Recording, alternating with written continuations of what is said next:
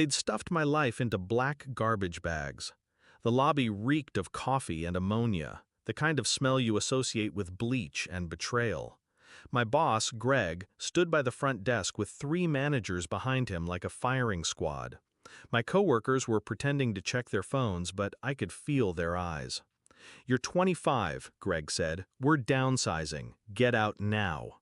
No meeting, no warning. Just my belongings, crushed, spilling out of cheap plastic, on display like trash. I didn't speak. I didn't give him the satisfaction. I just smiled, picked up my car keys, and walked out without touching a single bag, because I'd already taken everything I needed. Flashback, 1 year earlier. When I first met Greg, he called me the future of the company. He said I had energy and instinct. He invited me into meetings most interns never saw, asked my opinion, laughed at my ideas like they were genius. Back then, I believed him. I worked late, brought him solutions before he knew there were problems. I was loyal in a way only the young and hungry can be. But loyalty is a one-way street for people like Greg. The cracks started small. A skipped invite to a client dinner. A project I'd built from scratch suddenly being presented by someone else, Greg's favorite senior manager. Then came the praise that didn't include my name. And finally, the late-night email I wasn't meant to see. Greg forwarding my proposal to another manager with the words, "Run this under your department, credit it to yourself." That was the moment I understood. I wasn't the future of the company. I was a resource to be drained, then discarded. So I didn't confront him. I started watching him. Greg liked control. He liked knowing he could pull a lever and someone's career would move or collapse. That arrogance made him sloppy. He'd brag about upcoming deals in the elevator, forgetting who was listening. He'd leave signed documents in plain sight on his desk. I memorized names, dates, figures. By the time he'd stripped my projects from me, I already had something he didn't know I possessed, a map of the company's most valuable relationships. Planning started quietly. I stopped storing anything important on the company's server. I moved my work to encrypted drives at home.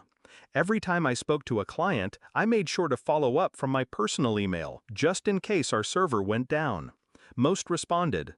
Many kept my personal contact on file. Some preferred it.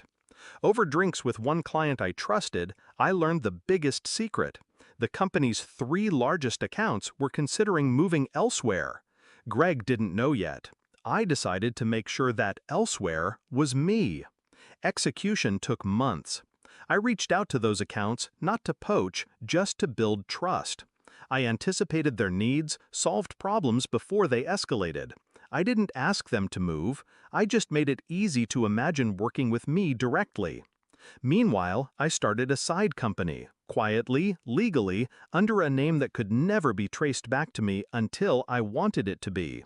I set up contracts, I rented a small office, and I waited. The firing was my green light.